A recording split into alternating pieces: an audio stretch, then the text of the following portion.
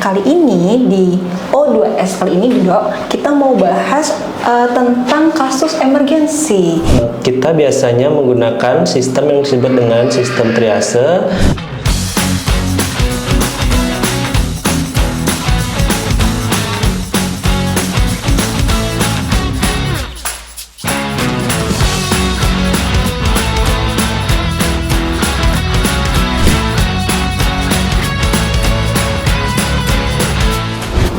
Selamat siang sahabat Ganesha, jumpa lagi di O2S atau Obrol-Obrol Santai dengan aku Dr. Laksmi. Nah, kali ini kita bakal ngobrol ini salah satu topik yang masih berkaitan dengan emergensi atau kegawat daruratan. Nah, mungkin ya beberapa dari kita nih masih bingung sendiri ya, apakah keluhan yang kita alami itu termasuk keluhan yang gawat atau termasuk keluhan yang darurat atau gawat darurat atau malah bukan gawat dan darurat. Nah, tapi kalau misalnya kita nih kembalikan lagi diri kita sebagai pasien, tentunya kita pengen dong ya segera diberikan penanganan akan keluhan kita. Nah, sebagai garda terdepan pelayanan medis, hanya IGD yang buka 24 jam. Lalu, apakah semua keluhan itu harus dilayani di IGD? Supaya lebih jelasnya, yuk kita tanya langsung nih ke narasumber yang udah hadir di siang hari ini. Ada Dr. Ambara Putra yang sudah bersama kita di sini. Selamat siang, Dokter. Selamat siang, Dr. Laksmi. Oke, gimana nih Dok kabarnya hari ini? Salam sehat, Dr. Laksmi. Dr. Laksmi sendiri, apa kabar?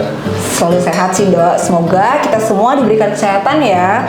Nah, kali ini kita mau ngobrolin lebih jauh tentang kasus emergensi nih Dok. Jadi, Dr. Ambara Putra ini merupakan salah satu dokter IGD di Rumah Sakit Ganesha yang tentunya sudah sangat ahli banget ya ini menangani kasus-kasus kegawat daruratan. Nah, kalau boleh tahu nih Dok, bisa nggak Dok ceritain sedikit sebenarnya gimana sih pelayanan di IGD itu? Untuk kegawat daruratan sendiri, kita biasanya menggunakan sistem yang disebut dengan sistem triase dalam menentukan prioritas pasien, Dr. Laksmi. Triase sendiri itu adalah suatu sistem khusus yang digunakan untuk menentukan pasien mana yang kita prioritaskan untuk ditangani lebih awal, Dr. Laksmi ya. Triase sendiri hampir diterapkan di seluruh rumah sakit yang ada di Indonesia, Dr. Laksmi. Triase sendiri tersebut secara umum dapat dibagi menjadi 4, Dr. Laksmi. Ada triase hitam, triase hijau, triase kuning, dan triase merah. Nah, setiap triase itu sendiri tentu kita gunakan dalam menentukan penanganan pasien di IGD. Yang pertama, misalnya triase hitam, artinya pasien yang kita tangani sudah tidak tertolong lagi. Salah satu contohnya, misalnya pasien yang meninggal pada saat perjalanan ke rumah sakit. Kemudian ada triase hijau ya, Dr. Laksmi. Triase hijau sendiri itu biasanya pasien yang tidak gawat dan tidak darurat, sehingga penanganan yang kita lakukan bisa ditunda kurang lebih sekitar 60 menit atau 1 jam ya, Dr. Laksmi. Kemudian yang ketiga ada triase kuning, Dr. Laksmi. Triase kuning sendiri memang pasien darurat tetapi tidak gawat, artinya penanganannya bisa kita tunda juga kurang lebih sekitar 30 menit. Kemudian terakhir ada triase merah. Triase merah sendiri tentu penanganannya harus segera dilakukan karena itu suatu keadaan yang mengancam nyawa.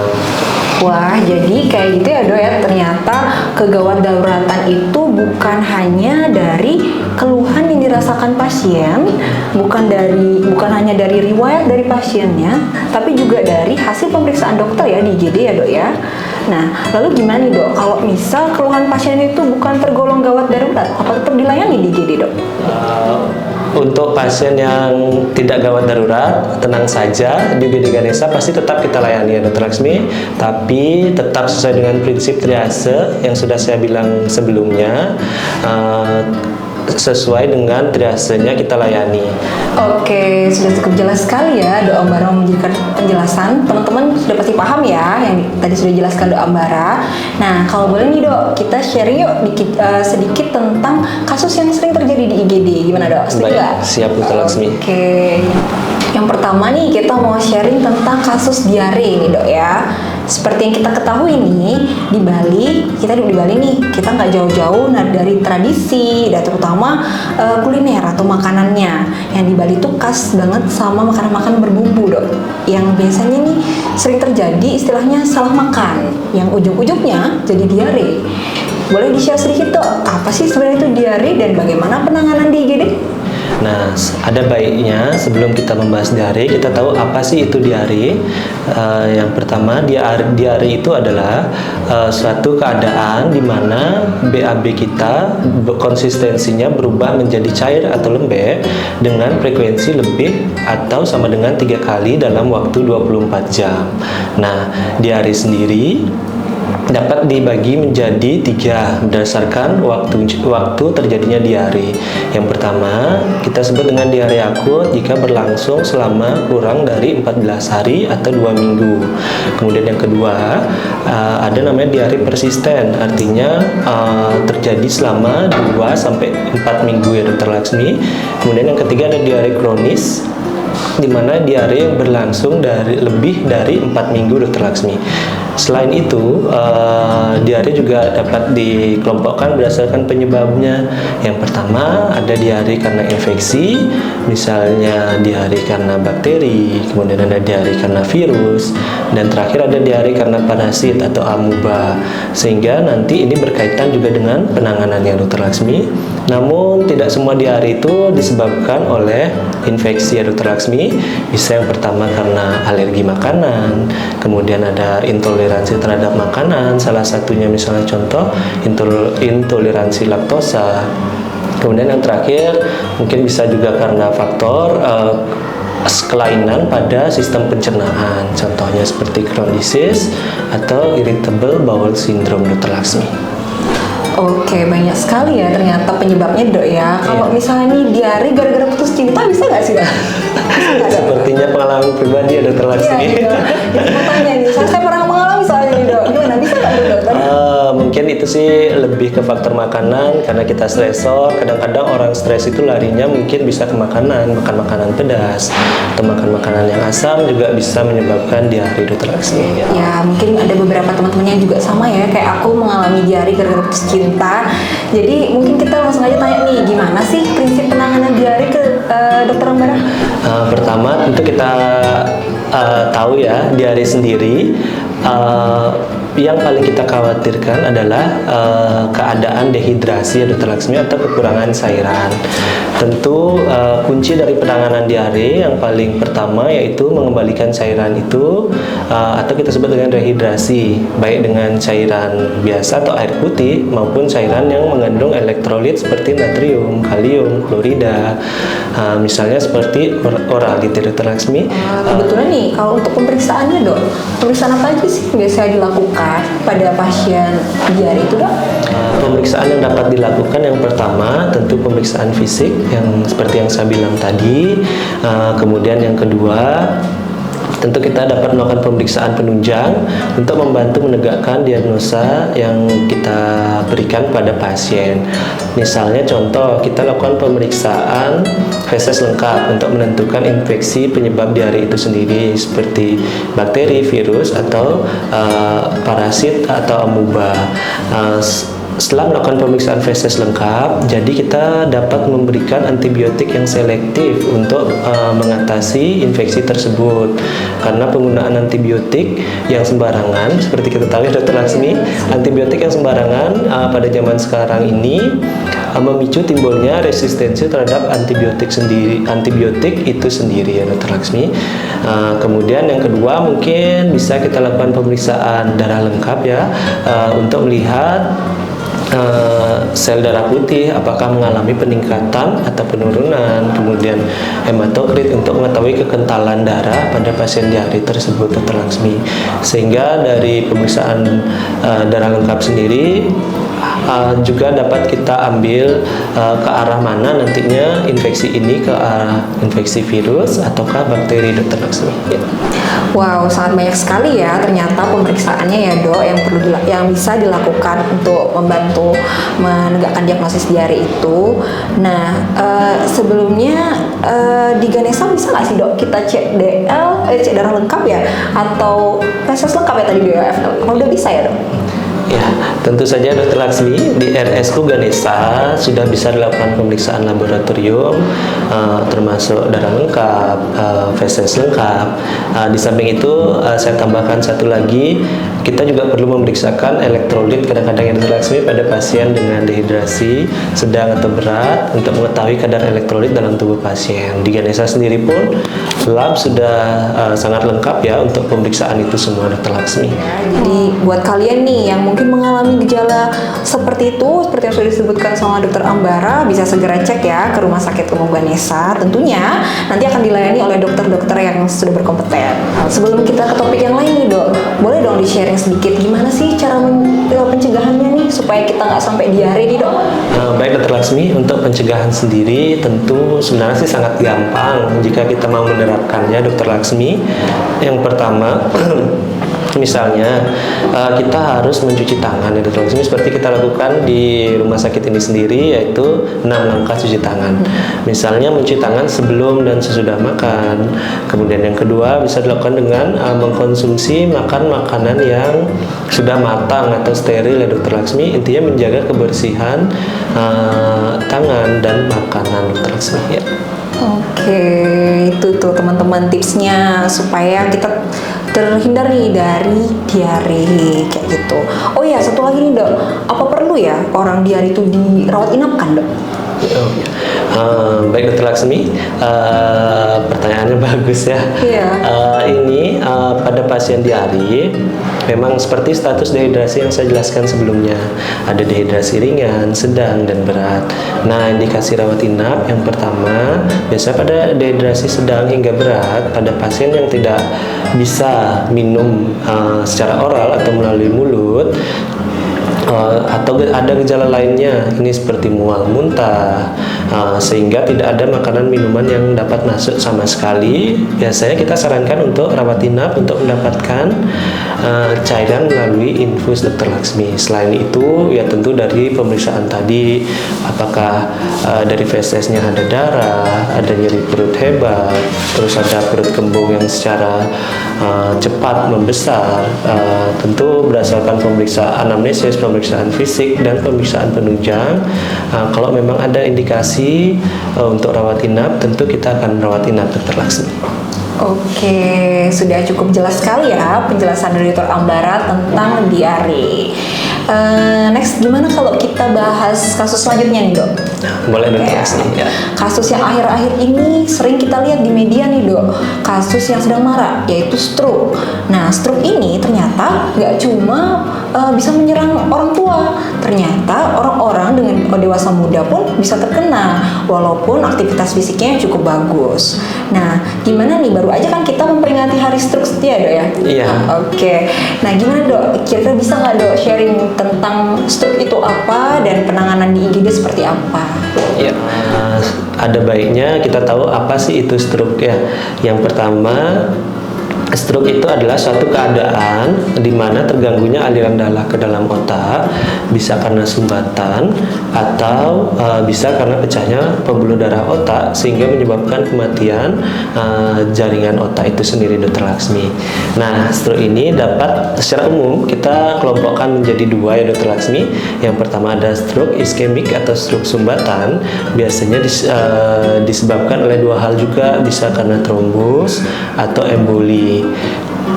Kemudian ada stroke yang namanya stroke pendarahan. Stroke pendarahan sendiri dapat dikelompokkan menjadi dua, Dr. Laksmi, pendarahan intracerebral maupun pendarahan subarachnoid ya Dr. Laksmi.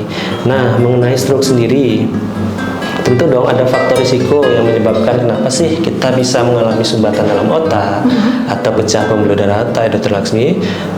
Secara umum dikelompokkan juga menjadi dua. Yang pertama, faktor risiko yang bisa dimodifikasi dan faktor risiko yang tidak bisa dimodifikasi. Yang pertama kita bahas dulu yang tidak bisa dimodifikasi seperti umur. Tentunya kita tidak bisa merubah bertambahnya umur ya Dr. Laksmi. Benar. Kemudian yang kedua genetik atau keturunan. Baik itu karena keturunan hipertensi, kencing manis, ataupun penyakit jantung ya Dokter Laksmi. Kemudian yang kedua ada yang bisa dirubah, misalnya seperti pola hidup, misalnya hindari minum minuman beralkohol, hindari merokok, kemudian olahraga teratur, mungkin seminggu bisa 2-3 kali dengan durasi 30-40 menit sudah cukup ya Dokter Laksmi. Kemudian dengan dari pola makan juga bisa dilakukan diet rendah garam, diet rendah lemak ataupun rendah gula. Ini Laksmi bicara nih Dok, berdasarkan kacamata awam. Ada nih yang bilang kan orang dengan serangan stroke itu biasanya keluhannya lemah tiba-tiba lah, atau lemes lah tiba-tiba, keringat dingin kayak gitu ya Dok ya. Terus kadang pelo atau mulutnya mencong gitu ya. Nah biasanya nih orang-orang mengaitkan dengan hal-hal mistis nih Dok. Gimana kalau tanggapan dari dokter? Ya kita kan namanya hidup di Bali tentu tidak lepas dari hal-hal seperti itu ya Dokter Laksmi. Mungkin ada beberapa penyakit yang mirip stroke Dokter Laksmi. Salah satunya kita sebut dengan Bell's palsy. Di mana Bell's palsy sendiri itu adalah suatu keadaan di mana lumpuhnya atau meradangnya saraf wajah atau saraf ketujuh yang biasa kita sebut saraf facialis Dokter Laksmi. Itu biasanya bisa disebabkan oleh infeksi virus maupun peradangan karena paparan udara dingin yang terlalu lama ya Dokter Laksmi. Nah, untuk gejala stroke sendiri, agar sahabat sehat dapat mengingat dengan baik, bisa saya buat singkatan yaitu segera ke RS ya. Yang pertama senyum yang awalnya simetris, kemudian tiba-tiba menjadi asimetris atau mencong, baik itu ke arah kiri maupun ke arah kanan Dokter Laksmi. Yang kedua gerak tubuh tiba-tiba lemah pada separuh tubuh, artinya ada perbedaan kekuatan otot pada bagian tubuh kiri dan kanan Dokter Laksmi. Kemudian artinya bicara yang awalnya lancar atau normal tiba-tiba patah-patah atau kadang-kadang pilu atau susah didengar. Orang bilang sih seperti badil ya Dokter Laksmi ya. Ya, kemudian segera kemudian artinya itu kesemutan pada separuh tubuh ya Dokter Laksmi, entah bagian tubuh kiri maupun bagian tubuh kanan. Kemudian tiba-tiba pandangan menjadi buram atau tiba-tiba pandangan ganda yang terjadi secara mendadak Dokter Laksmi. Kemudian yang terakhir adalah sakit atau sakit kepala hebat, bahkan disertai dengan penurunan kesadaran Dokter Laksmi. Kiranya pemeriksaan apa aja sih Dok yang bakal dilakuin ke pasien stroke itu Dok? Tentu kita sebagai klinisi Dokter Laksmi, kita tidak hanya bergantung dari pemeriksaan penunjang. Yang pertama selalu kita lakukan anamnesis ya, untuk gejala, sejak kapan gejalanya, kemudian penurunan kesadaran ada atau tidak, kemudian ada riwayat penyakit apa saja, kemudian kita lakukan pemeriksaan fisik, artinya dari kesadaran, tanda-tanda vital. Nah, setelah dari anamnesis dan pemeriksaan fisik itu kita curiga mengarah ke stroke ya Dokter Laksmi, tentunya untuk menegaskan kembali diagnosis kita, bisa lakukan pemeriksaan penunjang berupa CT scan kepala Dokter Laksmi. Karena kenapa sih CT scan itu sangat penting? Karena stroke tadi kan ada 2, pendarahan sama sumbatan. Tentu saja penanganannya sangat jauh berbeda Dokter Laksmi. Setelah kita lakukan CT scan, kita bisa memastikan apakah stroke itu mengarah ke stroke sumbatan atau stroke pendarahan. Karena pada stroke pendarahan tentu yang kita lakukan adalah menyetop pendarahan Dokter Laksmi. Yang kedua, pada stroke sumbatan ya kita kasih pengencer darah Dokter Laksmi, berikan pengencer darah untuk memperlancar aliran darah di pembuluh darah otak Dokter Laksmi. Sehingga semakin cepat kita lakukan tindakan, semakin sedikit bagian otak yang mati Dokter Laksmi, sehingga kita harapkan gejala post stroke bisa lebih ringan kalau kerusakan pada otak lebih sedikit Dokter Laksmi. Itu tadi informasi dari Dok Ambara nih, kalau ternyata pemeriksaannya yang paling utama yang paling cepat dilakukan itu di IGD berarti CT scan ya Dok ya? Ya, pertama untuk menunjang diagnosis diagnosis kita pasti kita lakukan CT scan. Kalau curiganya ke arah stroke ya Dokter Laksmi. Oke, oh iya dok. Tadi dok bilang, tadi Om Bara bilang nih kalau penderita yang mengalami gejala mengarah stroke itu harus segera nih dibawa ke rumah sakit. Kira-kira ada nggak sih dok batas waktu maksimal untuk bisa mendapatkan mungkin pemulihan yang lebih cepat atau pemulihan yang lebih baik dok pada pasien? Ya, baik Dokter Laksmi, kalau ada gejala-gejala seperti yang saya sebutkan tadi yang segera ke RS itu, ada baiknya segera sahabat sehat membawa rekan atau keluarga yang mengalami hal seperti itu ke fasilitas kesehatan terdekat, atau enggak yang tinggal di daerah Celuk bisa langsung ke IGD Rumah Sakit Ganesha. Baik, untuk batas waktu ya Dokter Laksmi ya, pada stroke sumbatan biasa ada kita pakai cut off point-nya 4,5 jam Dokter Laksmi. Jika gejala terjadi kurang dari 4,5 jam, biasanya dilakukan terapi trombolitik atau meluruhkan sumbatan di pembuluh darah otak itu dengan harapan darah dapat mengalir kembali seperti normal pada pembuluh darah otak tersebut. Namun jika keluhan sudah terjadi lebih dari 4,5 jam, biasanya paling diberikan obat-obat pengencer darah Dokter Laksmi ya. Kemudian untuk stroke pendarahan sendiri biasanya tergantung pada banyaknya darah yang ada di dalam otak itu sendiri Dokter Laksmi. Nanti biasanya dokter spesialis saraf kita di sini akan berkolaborasi juga dengan dokter spesialis bedah saraf untuk menentukan kapan sih akan dilakukan tindakan pembedahan atau cukup dengan obat-obatan saja. Selain itu, Dokter Laksmi yang ada gejala post-stroke kita sebut.